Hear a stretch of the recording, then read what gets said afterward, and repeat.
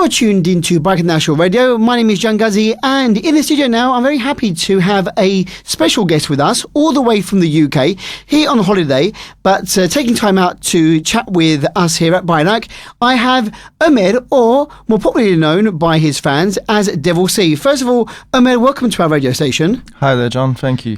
Now, you're a Turkish Cypriot living in London at the moment, yeah? Yeah, that's right. And you're here on a holiday, but you're coming towards the end of your stay here now. Yeah, that's right. Enjoying the good weather? Yep, definitely. Not too hot for you? No, I love it. Excellent. Now, for our listeners who don't know, they might remember, some of them might remember, that you used to do a programme on our radio station, and it was prepared by yourself in the UK. Yeah, that's right. And you are actually a musician, a rapper, to be more precise. Yeah. I mean, how would you describe yourself? I mean, I call you a rapper because you've got rap music in the forefront, but how would you describe yourself? Are you a DJ, a musician, a rapper? I'm a rapper. That's what I am. I'm a lyrical artist. I'm a rapper. But I do some DJing here and there. As you said, I have been making my own shows, which was called DevilC Show back in the day on Bayrak International. The show has been aired on like other radio stations, which I've DJ'd on. I remember, I think at one point, I mean, I know it's a very big radio station back in London, London Turkish Radio. I think you were with them for a while as well? Yeah, that's right. Yeah, they're very good. So, I mean, you know, I'm sure that your fans out there have heard of you and know you, and you've got your own website, which we'll give out at the end of this short interview. But, Ömer, when did you first start getting involved with music? At a very young age. I was a little kid, and around 12 years old, which was in 2001, that's when I first recorded my first rap song, and I've just carried on from there onwards. So at the age of 12, when most boys are playing Nintendo, or were playing Nintendo back then, or, you know, were playing football outside, you were actually into music at that young age, yeah? Yeah, well, I used to play my Nintendo, my Sega and all that stuff as well, but I was into my music more than football or anything like that. I just like to sit down, write lyrics and record songs. That was my passion. I mean, when you were growing up at home, were you always, were your family into music? Was the radio always on, or were you having CDs all the time? I mean, what brought you into the world of music? What caught your imagination, music-wise? Can you remember that far back? How you got into music? Because I just want to tell our listeners that you got your own little studio at home as well, haven't you? Yeah, that's right. You produce your own music.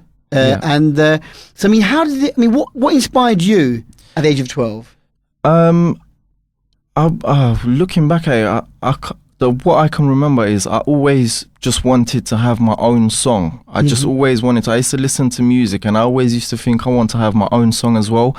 And then I just started writing some lyrics, and then afterwards I just managed to be able to record my own song.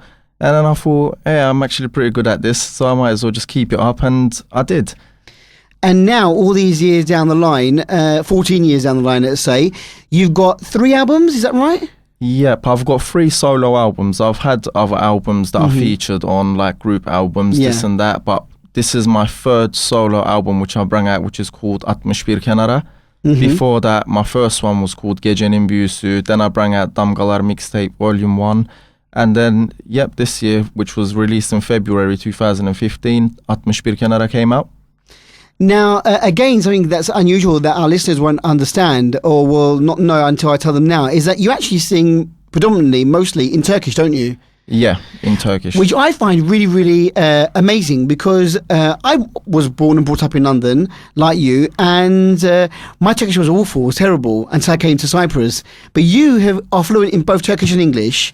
Yeah. And you actually you prefer to rap in Turkish mainly. Yeah, I mean, because growing up, I've been taught English and Turkish, so my Turkish is as fluent as my English, although I was born and brought up in London. And I've really had a passion for Turkish music more than English music. So when I started writing, I've started writing in Turkish, and I've realised that I can actually express my emotions much better in Turkish. That's why I just stuck to it.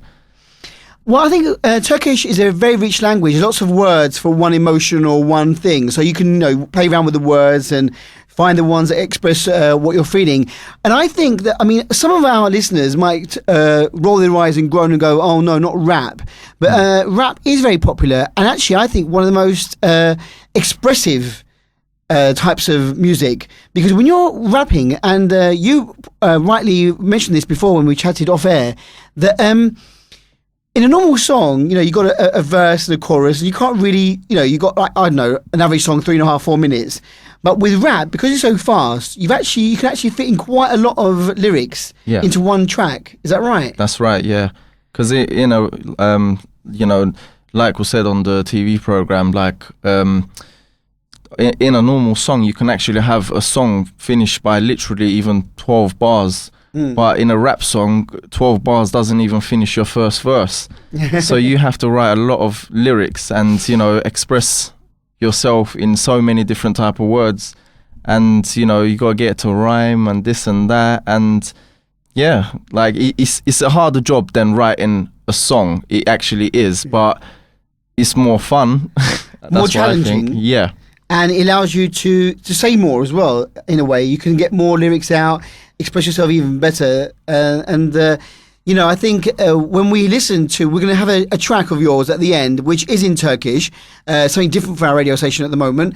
But I think when we hear, we'll understand why it's so important for you to, to share your music and to express yourself this way. Do you, I know that you're not really looking to be a famous musician or a famous rapper, although I'm sure you could probably make it out there in the world. I'm sure even Turkey would probably snatch you up as a Turkish rapper. But after all these years, are you still happy continuing to make all these songs? And do you still have, are you always inspired and making, more lyrics up in your mind as you're living day by day? Yeah, I'm always on the go. I'm always writing lyrics. I'm always trying to do whatever I can. But, as we said, like, because I stick to, like, I keep my music as hobby, that's why I don't know what the future holds. I could be signed one day maybe, but as I've mentioned, I did get approached by a record label before, which I had other things going on, so I didn't really take the opportunity. But, the opportunity is still there. I could actually do it if I really wanted to. Yeah. But because I'm keeping it as a hobby, I'm just, making it, and that's why my albums are all free of charge on my website as well, free downloads. I haven't really been doing it to make money. It's always been just a hobby, and I've been sharing the love. Yeah, again, that's another interesting thing, because it's all there on your website, and those who want to listen to it can listen to it mainly for free. You've even got your very first video clip, which you shared on BRT2 television on my program, A Couple Conversation, this week, and that was a very interesting experience for you, because you were filming in London, Canary Wharf, and your very first professional-looking clip. I have to say, I've seen it, and I think it's very, very good, which, again, was made by you and a friend of yours? Yeah, that's right. I produced the video. My friend was the cameraman, and we kind of directed it together. And, yeah. And it's from the song, from the album, Atmış Bir Kenara. It's called Atmış Bir Kenara as well. That's the track you've chosen to make a video for. Yeah, the album was named after that song, so I thought I'd shoot the video clip to that song as well. Brilliant. So, and that is also uploaded onto your website, yeah? Yeah, it's on YouTube. It's on my website as well. If anybody wants to follow up anything, if they just go on to DevilC.com, they could find everything on there. My Twitter, my Facebook, my Instagram, my YouTube channels. It's all on there. I think your Facebook page is DevilC Londra. Yeah. So if anyone wants to maybe contact you via Facebook, they can. But again, you're on the social media and on YouTube, so they can see and hear what you've been doing. You obviously have lots of fans. I know that in the UK, you've even, at one point, no one knew who you were, what you looked like. And then I think some of your fans wanted you to share some photos, and then you did. And after doing that, you were approached to maybe to give a concert. So now everyone knows, those who follow you know who you are. Yeah, the way that was in the beginning, like the first 10 years, I should say. What happened was I used to always I used to share photos. This was like MySpace days, MSN days. Yeah. But what it was, the photos were all blurry. It was never like a clear image of me, and the main reason why that was done, because I wasn't really in it for the attention, and that was just my way of proving it. And what happened was I actually did my events before I started sharing my photos, so people who used to come to the events used to actually just get to see me there and then. And then afterwards, what happened was I slowly started releasing my photos on Facebook after they've been asking for me to do it. So yeah. And then, as I said, you've actually performed in front of the public in the UK, haven't you, as well, given concerts there? Yeah, that's right. And so I'm sure you have a strong fan base there and here as well. I mean, it's international now with everything on Facebook and on YouTube and everything. Anyone around the world can follow you and listen to you.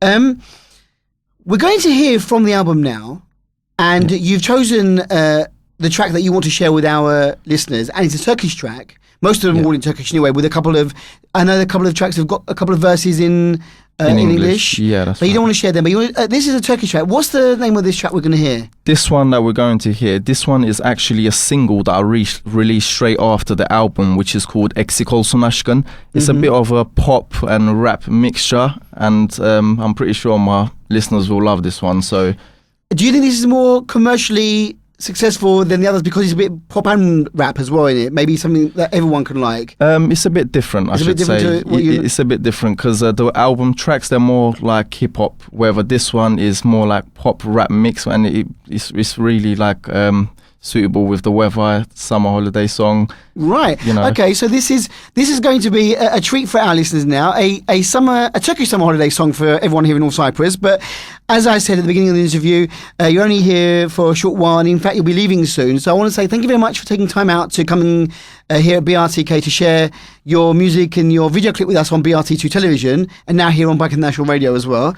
Thanks to Ömer or DevilC, and hopefully we'll have you back again. Will you be making more music, do you think? Have you got more albums coming out? More singles? Well, at the moment, I'm on a little break since the last album has just dropped, but I'm pretty sure something will come out again pretty soon. If not, at least singles will be hitting out. Yeah. So, yeah, and I thank you for giving me this opportunity and bringing me out onto your TV show and the radio, Bayrak International. You're more than welcome, and if ever you start up your program again, send us your programs. We'll air them again. I know that you're having a break now, but if ever you do want to go back on the radio, we're here for you at Bayrak International. Okay, Ömer? Thank you very much. And once again, to our listeners out there, if you want to find out more about Ömer or DevilC Londra, or DevilC, just the DevilC name, is www.devilc.com, yeah? Yep, that's right. Fantastic. And out of interest, and I was going to say, we're going to end the interview now, but out of interest, why DevilC? Tell our listeners why you're called DevilC. Right, DevilC comes really far back with me. Like, that's the tag name that I've been using since I was a 12-year-old kid. And the meaning behind it was Devil Cypriot, and then I'd shortened it out to DevilC, and then I kind of put a slogan next to it, which is I see the devil, I be the devil, which means I see the devilish sides of life and bring it on track, and sometimes I could be that devil myself on track. And and then I got established with that name, so I've just kept it with me. There's no point. Fantastic name, talented young guy. Again, good luck with the future, and thanks for taking time out again. And let's listen now to DevilC here on Bayrak International Radio.